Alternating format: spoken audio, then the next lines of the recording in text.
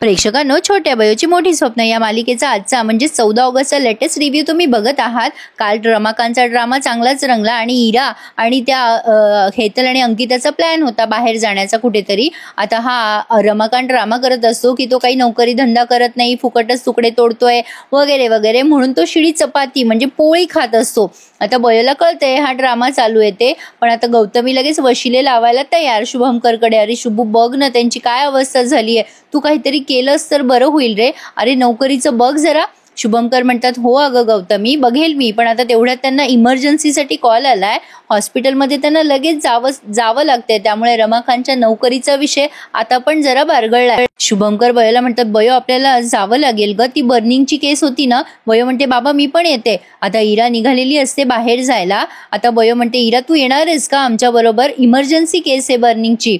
इरा आता जरा विचार करते आणि तेवढ्यात तिला हेतलचा कॉल येतो. कुठेच इरा, मी ऑलरेडी इकडे पोहोचलोय. इरा त्यांना म्हणते, हो मी निघाली आहे. शुभंकरांच्या लक्षात येतं की हिला काही यायची इच्छा नाहीये. ते म्हणतात, बयो तुला यायचं असेल तर प्लीज लवकर निघ. आणि बयो म्हणते, हो बाबा मी निघते. आता शुभंकर म्हणतात, तुझं जेवण? बयो म्हणते, मी नंतर जेवेन. इकडे हेतल म्हणत असते, आम्ही केव्हाच्या निघालोय, तू लवकर ये ना इरा. इरा आता त्यांना सॉरी म्हणते आणि आता शुभंकर आणि बयो सोबत जाण्यास तयार होते. चला, इरामध्ये चांगला सुधार झालेला आहे प्रेक्षकांनो, पण गौतमीला आलं टेन्शन, कारण रमाकांतची नोकरी काही अजून फिक्स होईना ना. असो, तर आता इकडे ना प्रेक्षकांनो त्यांनी एक केस दाखवली आहे. या ताई आहेत त्या पूर्णपणे त्यांना म्हणजे बर्निंग केस आहे त्यांची, आणि आता बयो आणि शुभंकर सगळेजण मिळून त्यांच्यावर ट्रीटमेंट करताय. आता मालिकेमध्ये ना एक वेगळाच त्यांनी ट्रेंड आणलाय, म्हणजे ऍक्च्युली जो बेस आहे मालिकेचा ते तो दाखवण्याचा प्रयत्न करतायत आता, आणि छान दाखवतायत ते. म्हणजे एक एक पेशंट येत आहेत त्यांच्याकडे आणि त्या अनुषंगाने ते ट्रीटमेंट करतात आणि त्यातनं बऱ्याच गोष्टी उलगडत जातात. आता इथे त्यांची चर्चा दाखवली आहे प्रेक्षकांनो की यांच्यावर कशी ट्रीटमेंट करायची, काय करायची. आता बयो म्हणते, काय रिझन असेल यांचं जळण्याचं, आपण विचारायला हवं. इरा म्हणते, आपण डायरेक्ट त्यांना सध्या नाही विचारू शकत. असो, पण आता सुमन आणि रमाकांतचा जरा गमतीदार सीन त्यांनी दाखवलाय. ही सुमन रमाकांतला उठवत असते, उठा ना, काय हो खरंच तुम्हाला नोकरी करायची इच्छा आहे का? रमाकांतला उठायचीच इच्छा नसते नोकरी करायची दूर. आता तो तिला खोटं खोटं बोलतो, हो ग बाई खरंच करायची आहे मला नोकरी. आता सुमन म्हणते, गे बाय माझे दृष्टविष्ट काढते ती रमाकांतची आणि म्हणते, खरंच आता माझे स्वप्न पूर्ण होतील. रमाकांत म्हणतात, तुझे कोणते स्वप्न होते? अरे हा काय प्रश्न झाला, प्रत्येक स्त्रियांचं एक स्वप्न असतं. तर आता ही सुमन म्हणते, अहो तुम्ही असे कामावर जाताल आणि मी तुमच्यासाठी डब्बा करेल, तुम्ही कर्तबगार असाल, असं माझं स्वप्न होतं. आता रमाकांत म्हणतो, मग काय मी वहिनीची कामं करत नव्हतो का बिझनेसची, झोपू दे मला. रमाकांतला झोपायचं पडलंय, पण सुमनला प्रश्न पडलाय, रमाकांतला नोकरी देणार कोण? कारण हा ना शिकलेला ना सवरला ना, याला लिहिता वाचता येत, आणि हाच प्रश्न ती रमाकांतला करते आणि रमाकांत त्यावर पटकन डोळे मिटून झोपी जातो. झोप तिलाही असं म्हणतो. पण बिचाऱ्या सुमनला पडलेला प्रश्न किती महत्वाचा आहे हे रमाकांतला आता नाही लक्षात येणार. असो, गमतीदार सीन होता तो गमतीतच सांगितला. तर आता इकडे या पेशंटच्या नातेवाईकांशी चर्चा करताय शुभंकर की त्यांना 70% म्हणजे त्रास होतोय, 70% त्या म्हणजे बर्न झाल्यात. आणि आता त्या बाईचा नवरा आहे हा, तो जरा आगावच आहे. प्रेक्षकांनो, ही जरा वेगळीच केस दिसतीये. त्या बाईचा नवरा रडत असतो शुभंकरांकडे आणि त्या बाईची सासू आहे, ही माझी सोन्यासारखी सून आहे हो, ती कधी बरी होणार, असं काय झालं हो तिच्या बाबतीत. मग आता तिचा नवरा पण म्हणतो, माझ्या बायकोला बरं करा हो डॉक्टर, मी पाण्यासारखा पैसा ओतायला तयार आहे, पण तिला बरी करा. आता बयो त्यांना प्रश्न विचारते की त्या अशा कशा जळाल्या, कुठे होतात तुम्ही सगळेजण तेव्हा. आता हा नवरा लगेच त्याच्या आईकडे बघायला लागतो आणि ती बाई त्याच्याकडे. शुभंकर म्हणतात, हो ऍक्च्युली तुम्हाला ना रिझन द्यावं लागेल, त्याप्रमाणे आम्हाला ट्रीटमेंट करावी लागते ना. आता या बाईचे सासरे म्हणजे ज्या पेशंट आहेत ना त्यांचे सासरे काही बोलणार, तेवढ्यात तो मुलगा त्यांच्याकडे रागाने बघतो आणि म्हणतो, ऍक्च्युली ना काय झालं, ती स्वयंपाकघरात होती आणि अचानक तिच्या साडीने पेट घेतला.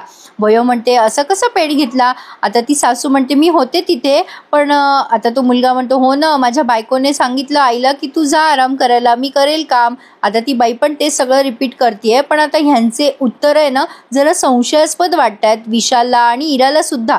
जरा सुसंगती नाहीये यांच्या उत्तर देण्यात. ती बाई म्हणते लगेच, सोन्यासारखी सून होती हो माझी. मग ते सासरे म्हणतात, आहे अजून ती. आणि लगेच ती बाई रडायला लागते. हो हो आहे आहे. शुभंकर म्हणतात हे बघा काळजी नका करू, आम्ही त्यांना बेस्ट ट्रीटमेंट देणार आहे, पण त्यांना थोडा त्रास होईल, म्हणजे सहन तर करावं लागेल ना त्यांना. बरं झालं त्यांचा जीव तरी वाचला. आता त्या बाईचा नवरा परमिशन घेतो शुभंकरांकडनं त्या बाईला भेटण्याची. शुभंकर म्हणतात प्लीज थोडाच वेळा. आणि आता तो तिथे आलाय आणि आता विशाल आणि बयो चर्चा करतात की पुढे काय करायचं वगैरे वगैरे. आता त्या बाईजवळ इरा असते, ट्रीटमेंट म्हणजे लक्ष देऊन असते तिथे ती. आता तो माणूस येतो तिथे आणि म्हणतो माझ्या बायकोला जरा भेटू द्याल का, बघाव काय अवस्था झाली आहे माझ्या बायकोची, मी जरा 2 मिनिटं तिच्याशी एकांतात बोलू शकतो का. इरा म्हणते हो, पण प्लीज कुठल्याही इथल्या गोष्टींना हात लावू नका आणि त्यांना अजिबात हात लावू नका. तो माणूस हो असं म्हणतो खरी, पण आता त्याच्या बायकोजवळ जाऊन त्याने त्याच्या बायकोला चांगलंच धमकवलंय प्रेक्षकांनो. आधी तर तो रडायचं नाटक करतो आणि म्हणतो तुला काय वाटलं, मला खरंच तुझी काळजी वाटते, तू जर का बरी झाली आणि बरी झाल्यावर तोंड उघडायचा प्रयत्न केलास आणि माझं काही नाव सांगितलंस ना तर याद राख मी काय करेल तुझं. आता बिचारी ती बाई घाबरतीये या माणसाला. कदाचित हुंड्याची वगैरे केस असू शकते किंवा काही असू शकतं, कारण त्यांचं आत्ताशीच लग्न झालं असं त्यांनी दाखवलंय प्रेक्षकांनो. काय भयंकर प्रकार होतात नाही समाजामध्ये. आता नेमकी बयो तिथे येते आणि बयोला या माणसावर शंका येते, कारण तो खूप जवळ जाऊन बोलत असतो ना तिच्याशी, आणि ती बाई पण घाबरलेली दिसते बयोला. आता बयो त्यांना विचारते इथे काय करताय तुम्ही, चला निघा निघा इथून, तुम्हाला कोणी इथे अलाउड केलं आणि असं एवढ्या जवळ जाऊन का बोलताय तुम्ही पेशंटच्या, चला आधी निघा इथून. आता तो माणूस म्हणतो हो बघा हो माझ्या बायकोची काय अवस्था झाली आहे, मला काळजी वाटते ना तिची.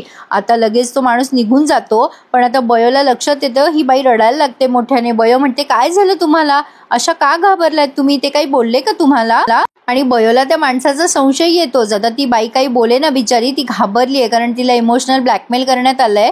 तर आता इकडे इरा त्या अंकिताचे आणि हेतलचे फोटोग्राफ्स बघते. अंकिताने तिला व्हॉइस मेसेज केलाय. आता इरा तो व्हॉइस मेसेज मोठ्याने ऐकत असते तिथे पॅसेजमध्ये आणि तो बयोला पण ऐकू गेलाय. अंकिता तिला त्या मेसेजमध्ये म्हणते इरा तू यायला हवं होतंस, तू आता येणं हवं, तर आम्ही बीचवरच आहोत, आम्ही सेल्फी पण काढल्या वगैरे वगैरे. ती मज्जा काय केली ते सांगते. बयो ती नोट ऐकते आणि म्हणते इरा अगं तू अंकिताकडे तुला जायचं असेल तर जाऊ शकतेस, इथे आहेत बरेच जण काळजी घ्यायला पेशंटची. इरा तिच्यावर चिडते की तू काय ऐकलास व्हॉइस नोट. आता ही बयो म्हणते अगं तू पॅसेजमध्ये मोठ्याने लावलास म्हणून ऐकू गेला मला. आता बयो तिला म्हणते तुला जर जायचं असेल तिकडे तर जा, मी थांबते इथे. इरा तिच्यावर चिडते आणि म्हणते प्रत्येक वेळेला काय मध्ये मध्ये नाक खुपसतेस ग, तुझ्या कामाशी काम ठेव ना, मी काय करायचं आणि काय नाही माझं मी बघून घेईल. आणि प्रेक्षकांनो इथेच त्यांनी हा भाग पूर्ण केलाय आणि खूप छान दाखवला आज त्यांनी बयोचा भाग. पुढे आपण बघणार आहोत की शुभंकर म्हणतात तुम्ही दोघी जणी जा, मी थांबतो इथे. बयो म्हणते नाही बाबा मी थांबते इथे. शुभंकर म्हणतात त्या बर्निंग केससाठी म्हणतेस का बयो. आता बयो म्हणते हो बाबा मला जरा डाऊट आहे की त्यांचे घरचे काहीतरी लपवत आहेत, हा काहीतरी घातपाताचा संशय येतोय मला. मग शुभंकर म्हणतात बयो आपण असं डायरेक्ट नाही बोलू शकत, अगं आपल्याला काही मर्यादा असतात. इरा म्हणते हो तू डायरेक्ट असे आरोप नाही करू शकत. आता बघूयात प्रेक्षकांनो बयो तिच्या नवऱ्याला कशी पकडते आणि या घातपाताला कसं उघड करते हे बघणं इंटरेस्टिंग ठरणार आहे. आजचा भाग कसा वाटला मला कमेंट करून नक्की कळवा. आणि हो प्रेक्षकांनो आपल्या चॅनलला लाईक शेअर आणि सबस्क्राईब करायला विसरू नका. धन्यवाद.